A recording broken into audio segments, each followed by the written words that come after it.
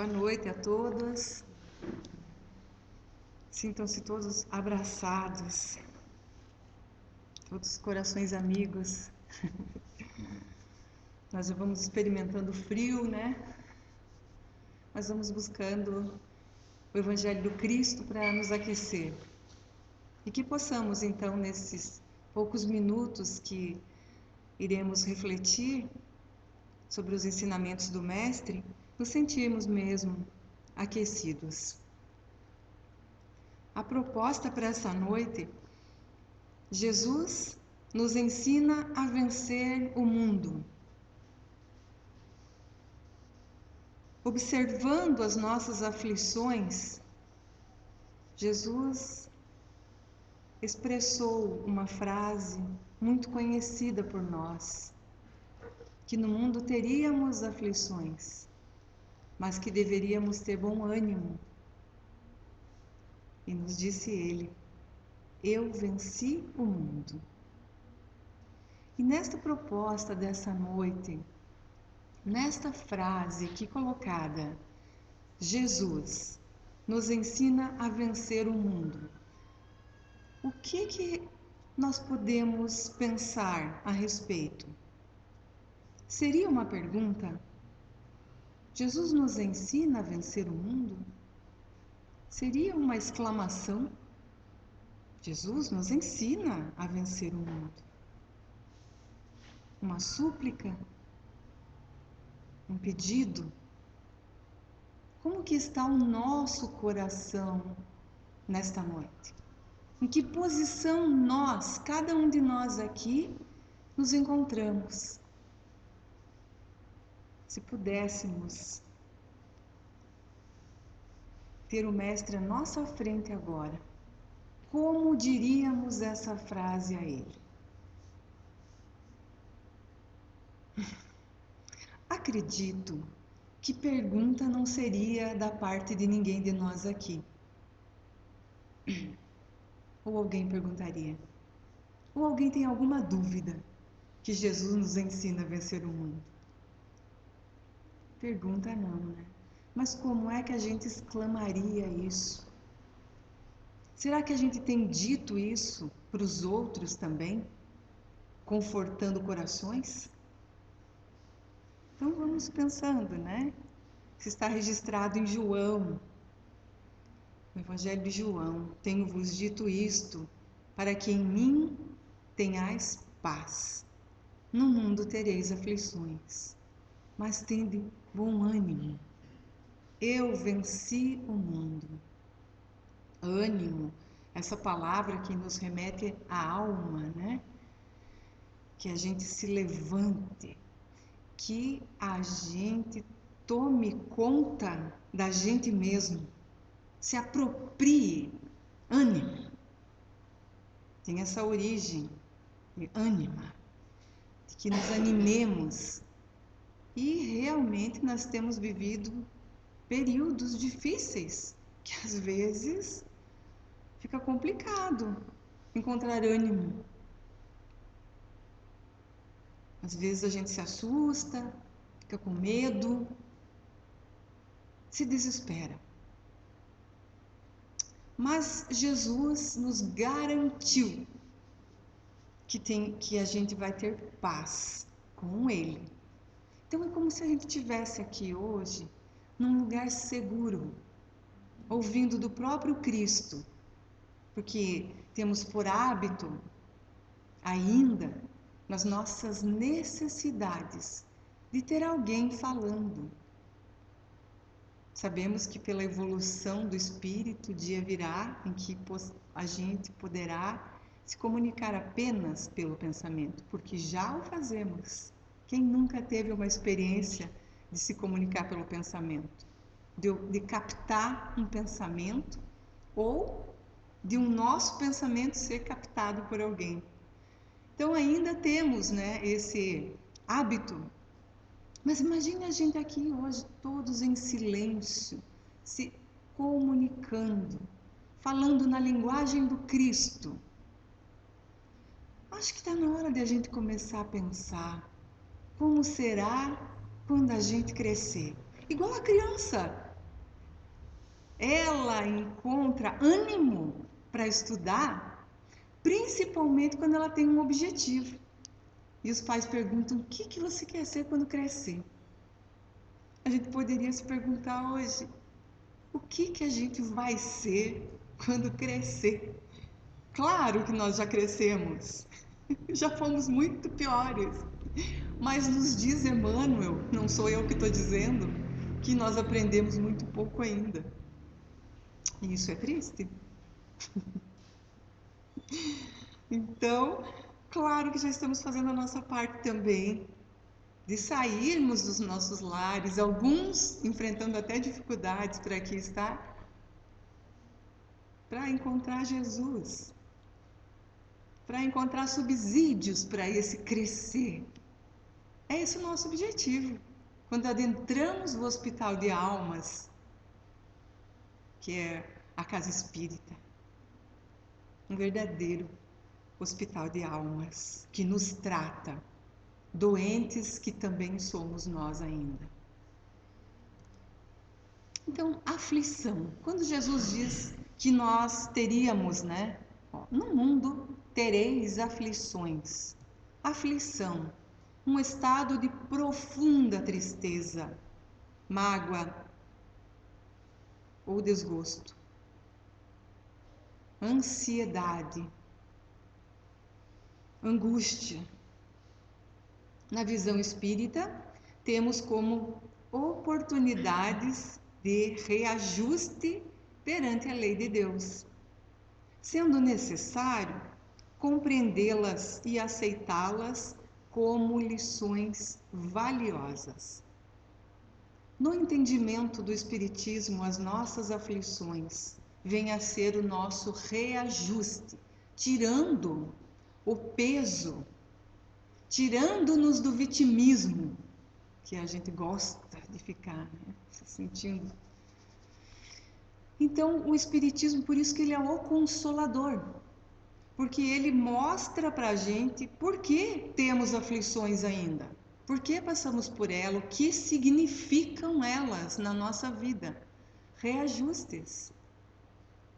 E ainda no Evangelho encontramos que as aflições, na maioria das vezes, são de causas atuais. A maioria delas. E ainda a gente pode dizer, parafraseando Emmanuel parafraseando Allan Kardec, porque aprendemos muito pouco. E por isso ainda estamos nos reajustando, nos reajustando, nos reajustando. Então nos diz Allan Kardec no Evangelho, capítulo 5. As vicissitudes da vida têm, pois, uma causa. E visto que Deus é justo, essa causa há de ser justa. Tem sempre uma causa, sempre. E Deus é justo. E nós trouxemos essa balança, que é muito associada à justiça. E estudando o nosso Evangelho Redivivo, no Allan Kardec, nós temos um amigo chamado João, e ele é incrível o entendimento do João, mais um João, né? Esses Joãos. Ele tem um entendedor do Antigo Testamento, a gente aprende muito com ele. E outro dia ele falava alguma coisa sobre a justiça, e ele nos disse essa linda frase, que o amor joga a balança fora. O amor joga a balança da justiça, não precisamos ficar medindo. O amor, então, traz uma leveza para a nossa vida. Falávamos de medir, de que a gente tem o hábito, né, de medir os outros principalmente, mas nós medimos os outros, todos nós fazemos isso ainda, mas com a nossa régua. E por isso que sai meio torta a nossa medida, não fecha, porque é com a nossa régua. Então o amor, que é tudo o que existe, simplesmente é assim, quando a gente deve falar de amor. O amor é tudo o que existe. Ele joga a balança fora, não precisa mais de balança. E no meio espírita não é tão comum também a gente ouvir, né, falando em aflições, dores, vicissitudes, não é tão comum a gente mais ouvir sobre essa questão da cruz. Nós tiramos a cruz, mas já falamos muito isso, né? Já falamos até de formas impróprias a respeito da cruz, do Cristo, da cruz que carregamos. E o Emmanuel nos diz que nós devemos conduzir a cruz de nossos testemunhos de assimilação no bem. Então, convertendo, falando em reajuste das leis de Deus, nós vamos entendendo que a cruz que carregamos, por horas muito pesada, vem a ser os testemunhos, é a nossa vivência como espíritas de assimilação no bem. Aos pouquinhos, o que é assimilar? Assimilar não é entender, não é compreender o bem. Então, a gente carregando a nossa cruz, nós vamos clareando e assimilando o bem, gradativamente. Porque a natureza não dá saltos. Nós não vamos sair daqui convertidos e vamos passar, digamos, das 9:30 da noite de hoje a sermos tudo o contrário do que fomos até agora. Isso é impossível de acontecer. Ainda vamos carregar os nossos erros, os nossos equívocos, o que precisamos construir, ainda vamos carregar. Mas aos pouquinhos, então, com essa palavra assimilação no bem, nós vamos trocando. Vamos então aprendendo, caminhando, carregando. E o que pode nos acontecer? A gente fala em aflição, a gente pensa, meu Deus, o que pode mais me acontecer? Já lembramos daquele desenho lá do ó dia, ó vida, ó azar. O que mais pode me acontecer hoje? Já falaram isso? Eu não acredito que está acontecendo isso. Não é possível. Ou, de novo isso?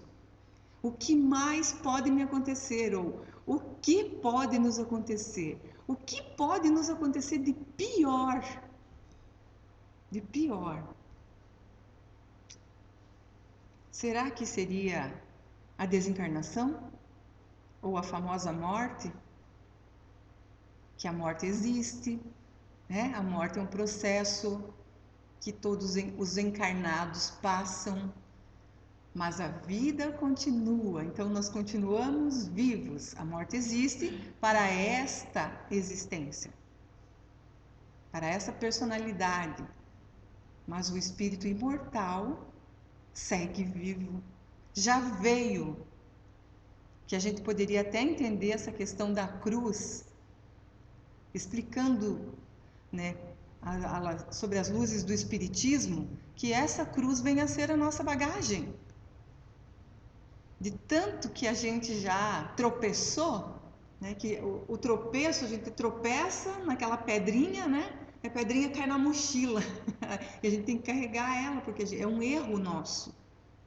Olha que importante a luz, através da prece, porque dos nossos erros que a gente vai espalhando por aí, e depois esses erros ficam na estrada, eles ficam para a gente ter que passar por eles, de preferência fazer como o rio que desvia, né? Que contorna, e não a gente ficar ali brigando muitas vezes. A gente quer crescer e às vezes a gente fica brigando com a gente mesmo, porque o perdão começa pela gente mesmo. Então a importância da luz, a gente poderia até ver aquele sol ali como a prece, porque a prece ela não vai tirar a pedra. Não há milagre, né, nesse sentido de que o que fazemos, alguém vai ali e vai tirar e a gente não vai mais precisar passar. Não há isso. A gente vai ter aquela pedrinha ali que a gente de alguma forma colocou. mas a prece ela acende aquela luz que vem a ser o sol na nossa vida e faz com que a gente enxergue melhor e consiga contornar ela, passar por ela de uma forma mais tranquila, mais leve. Então, o que pode nos acontecer de pior? Poderíamos dizer a desencarnação. Em Mateus capítulo 10 e no Evangelho segundo o Espiritismo, capítulo 28, lá no final das preces, quem de nós tem o hábito de, porque muitos de nós têm o hábito de consultar a parte do Evangelho segundo o Espiritismo, onde Kardec coloca várias formas de orar. E em muitos momentos da nossa vida. E às vezes a gente está tão aflito que a gente não consegue elaborar uma prece, que a gente recorre a essa parte importante do Evangelho segundo o Espiritismo. Mas quando diz prece pelos inimigos do Espiritismo, alguém se sente atraído por orar?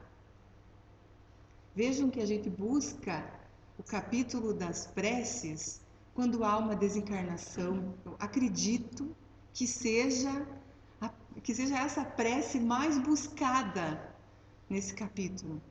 Porque realmente quando há uma desencarnação de um amor, de um ente querido, de um amigo, às vezes nos faltam as palavras para elevar o pensamento até Deus. E a gente lembra que lá no Evangelho segundo o Espiritismo, Allan Kardec tem uma prece linda para que a gente consiga conduzir aquele nosso amado na luz, para que ele consiga ter a sequência da sua vida no plano espiritual. Mas essa prece pelos inimigos do Espiritismo, então justamente nessa prece colocada lá por Allan Kardec que está: não temais, o ensinamento de Jesus, né, registrado em Mateus: não temais os que matam o corpo e não podem matar a alma. Temei antes, porém, o que pode lançar no inferno tanto a alma quanto o corpo.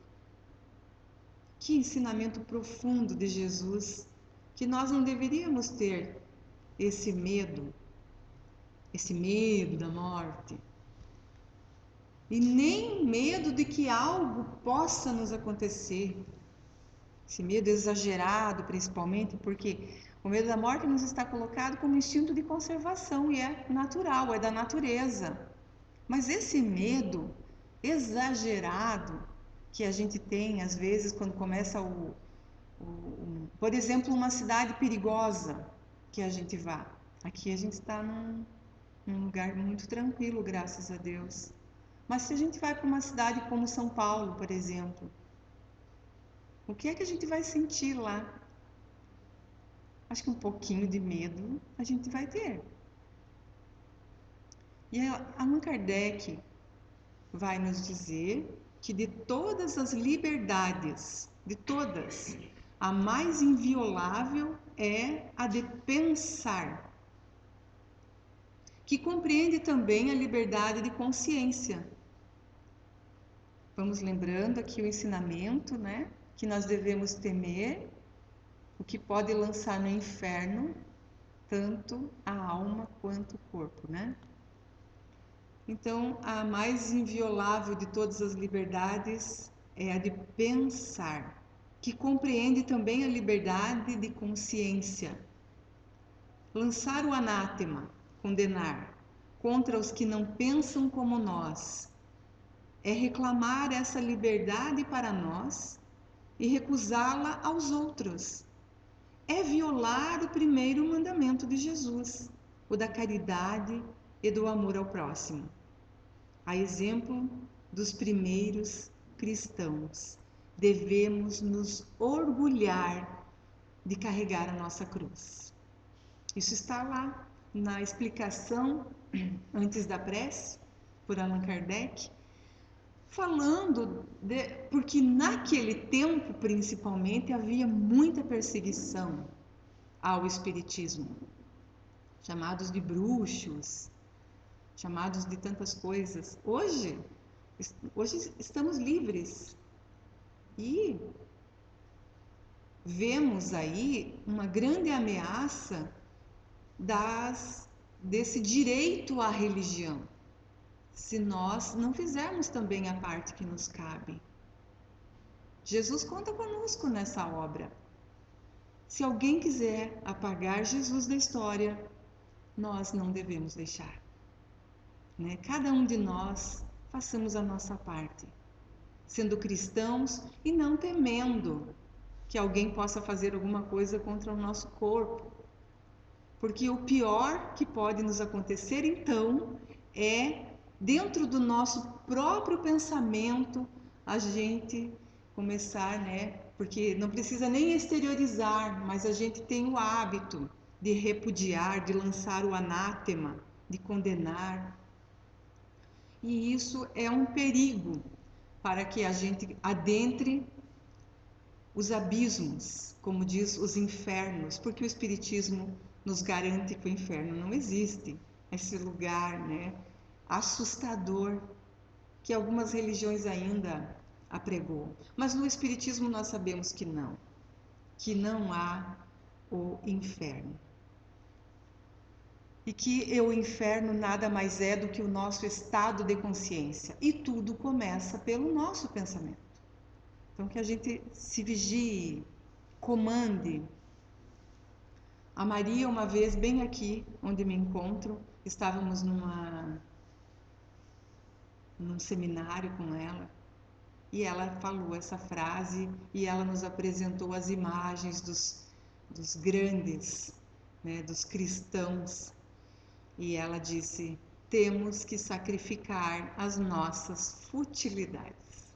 Naquele tempo houve o sacrifício, eles se entregavam, porque eles não podiam dizer que eram cristãos, mas diziam, e eram então entregues aos leões, né? Quanta coisa horrível acontecia, mas eles não tinham medo. E a Maria então nos convidou a pensarmos um pouquinho nas nossas futilidades. Quantas e quantas a gente não quer abrir mão. Claro que o conforto é bom, nós trabalhamos para isso é progresso e tudo mais, é claro. Nós não estamos aqui dizendo, não, vamos parar, né? Não vamos mais trabalhar, não precisamos, vamos sacrificar as nossas futilidades. Não é por aí, mas é por uma causa. Então nós estamos comentando um pouquinho sobre essa questão da morte que está colocada lá no Evangelho segundo o Espiritismo, e há essa obra, não sei se todo mundo conhece, não sei se as pessoas aqui presentes têm interesse, né, nessa preparação para a morte, que a vida, se preparar para a vida, diz Herculano Pires, é se preparar para a morte. Então, todas as vezes que nós nos sentimos que estamos nos capacitando, nos melhorando para a vida, automaticamente estamos nos preparando para a morte. E, para quem tiver interesse, né, a obra Cartas de uma Morta, que trata-se de cartas mesmo, é um livro de cartas, pequenas cartas desta mulher, Maria João de Deus, a mãe do Chico. E o próprio Chico psicografou a sua mãe, nessa linda obra, Cartas de uma Morta. Ela vai contando o que aconteceu com ela, é deslumbrante esse livro, principalmente quando ela adentra lá o espaço e começa a descrever, quando ela fala do aconchego da mãe. E tem uma pequena carta dela que o título é Na Vida do Além, o pensamento é quase tudo. Pensa a nossa sensibilidade sem esse corpo denso, o quanto nós somos sensíveis.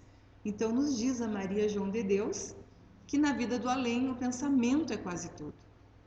E ela vai nos dizer, são essas manifestações de vontade fraca e indecisa que mais torturam os trespassados no início de sua existência extraterrestre. Tem uma frase conhecida que é a sensação do tempo perdido, que é o que mais perturba o espírito quando adentra o plano espiritual, atribuída a Chico Xavier. Então, nós poderíamos dizer que foi a Maria João de Deus que afirmou isso, estando lá e se comunicando com o próprio Chico e dizendo que as manifestações de vontade fraca, nós utilizamos pouco a nossa vontade. Nós não tomamos decisões, não somos assertivos, e quando desencarnamos, nos decepcionamos tanto com a gente mesmo. Então, isso é o que mais nos tortura no momento que regressamos à nossa verdadeira pátria, que é espiritual, quando voltamos para casa. E diz ela, na vida livre, o pensamento é quase tudo. Não há nelas formas determinadas, como no mundo da matéria, e tudo se subordina aos ditames de uma vontade potente. A importância, então, de a gente ter essas manifestações de vontade não fraca, mas fortes. Isso se preparando, isso nos preparando, essa nossa vontade mais forte, mais firme. Sempre com Jesus, porque se a gente buscar ídolos de barro, a gente com certeza vai se perder, principalmente se a gente estiver com vontade forte. A gente pode fazer muita coisa errada, mas Jesus é o nosso guia, o nosso mestre, o nosso condutor. Somos as ovelhas no rebanho e Jesus é o nosso bom pastor. Então, nesse sentido que falamos, que a nossa vontade seja um tanto mais forte e, sacrificando muitas vezes futilidades nossas, que a gente pensa que não pode. Mas por quê? Porque a gente tem essa vontade fraca, indecisa. No Livro dos Espíritos, das Paixões, encontramos essa alegoria que as paixões, trazidas por Allan Kardec e os espíritos superiores, as paixões são como um cavalo, que é útil quando governado e perigoso quando governa. Que comparação, né? Todo sentimento que eleva o homem acima da natureza animal anuncia o predomínio do espírito sobre a matéria e o aproxima da perfeição, complementando então essa afirmação. Todo sentimento que eleva o homem acima da natureza animal, que ainda temos ainda, esses elos se perdem nos reinos, desde o mineral, vegetal, animal e hominal. Os elos se perdem, se confundem e ainda temos muito do animal. Temos alguma coisa do vegetal e do mineral, estagiando nestes reinos. Então, que a gente busque esse controle, mais uma vez, que a nossa vontade seja firme e forte. E refletindo, trazendo reflexões de pensadores que podem nos ajudar nos momentos de aflições das nossas vidas, buscamos poucas frases boas para refletir. E tem o Rumi, ele desencarnou em 1273, nasceu em 1207. E ele era um poeta, ele tinha uma filosofia muito profunda já naquele tempo. E esta frase cabe muito aos dias atuais nossos. Para além das ideias de certo e errado, existe um campo. Eu me encontrarei com você lá.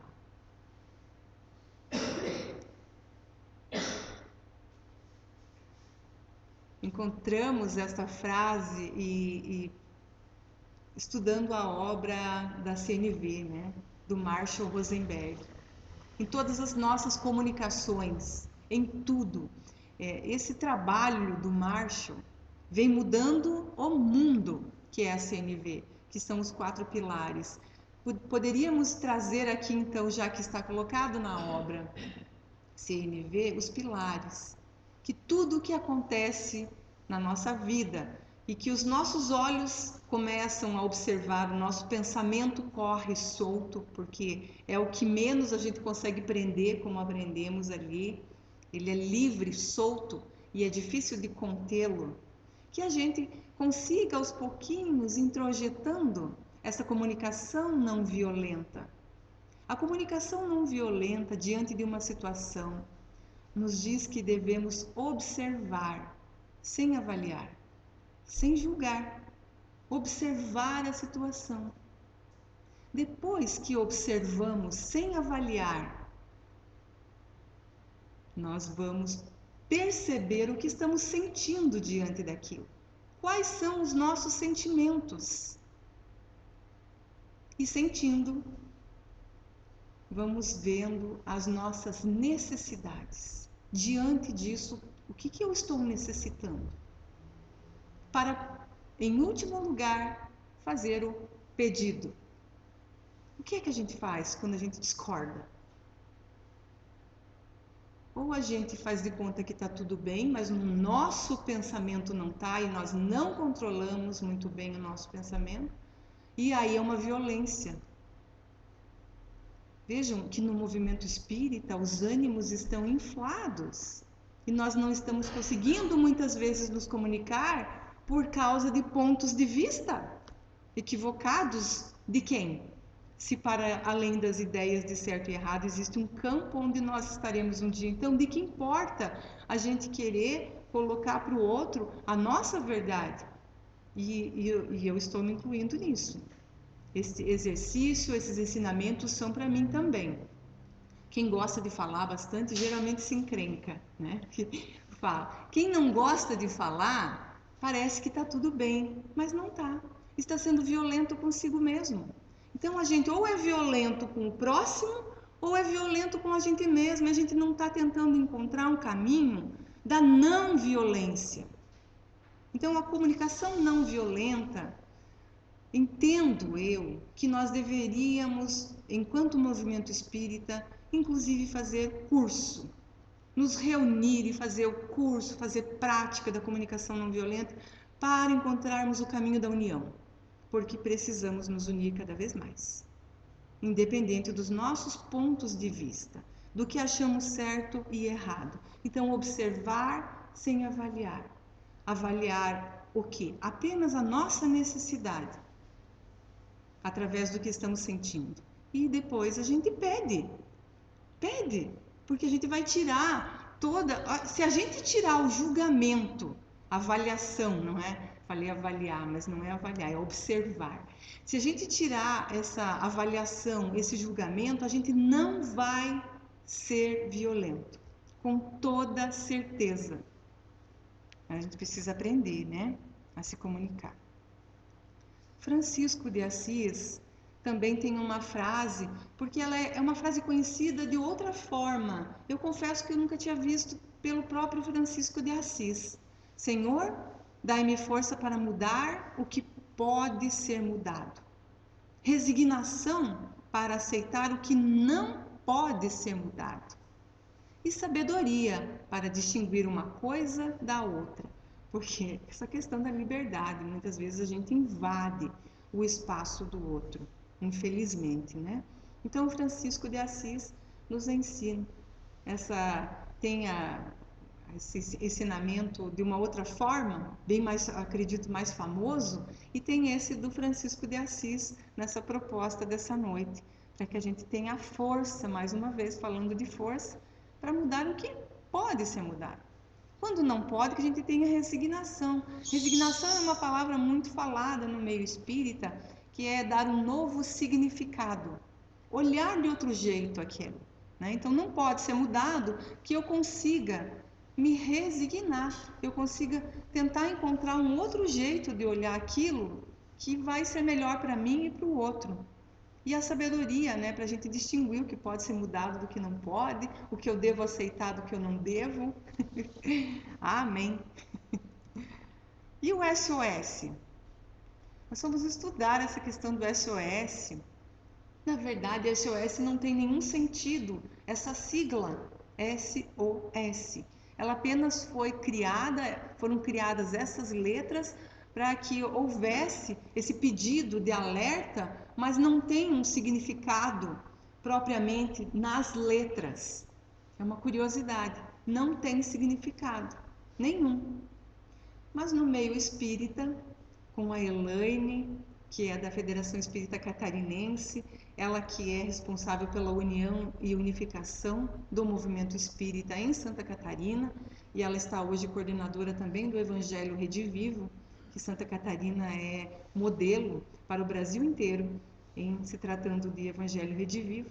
E a Elaine, então, ela, juntamente com o pessoal da Federação Espírita Brasileira, criaram o SOS. Então, em momentos de aflição entre nós, não apenas na casa espírita, mas em nossa casa, no nosso ambiente de trabalho, onde quer que a gente esteja, SOS, que significa silêncio, oração, serviço.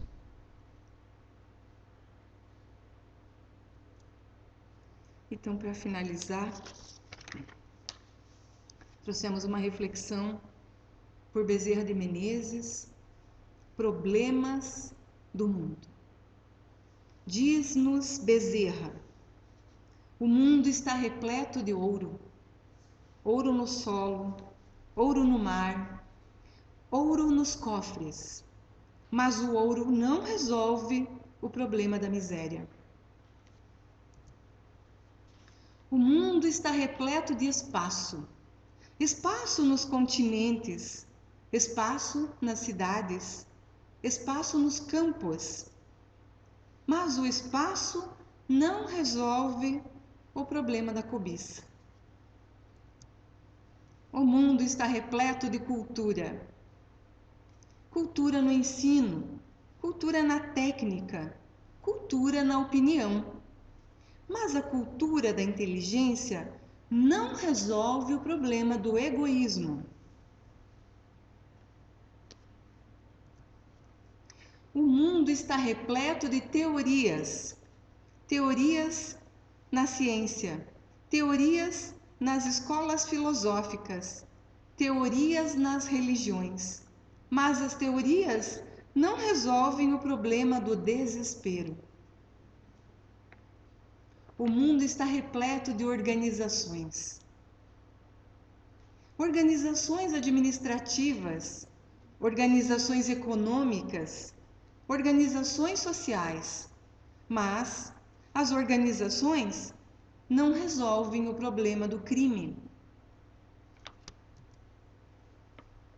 Para extinguir a chaga da ignorância que acalenta a miséria, para dissipar a sombra da cobiça que gera ilusão, para exterminar o monstro do egoísmo que promove a guerra, para anular o verme do desespero que promove a loucura e para remover o charco do crime que carreia o infortúnio.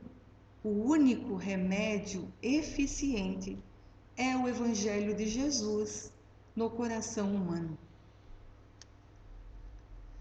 Sejamos assim valorosos, estendendo a doutrina espírita que o desentranha da letra, na construção da humanidade nova, irradiando a influência e a inspiração do Divino Mestre pela emoção e pela ideia, pela diretriz e pela conduta, pela palavra e pelo exemplo. E parafraseando o conceito inolvidável de Allan Kardec em torno da caridade, proclamemos aos problemas do mundo: fora do Cristo não há salvação. Queridos irmãos, que possamos encontrar em Jesus sempre o nosso alento para todas as nossas aflições. Tenhamos bom ânimo, venceremos o mundo com Jesus. Muito obrigado pela atenção de todos. Devolvo a palavra ao Kiko.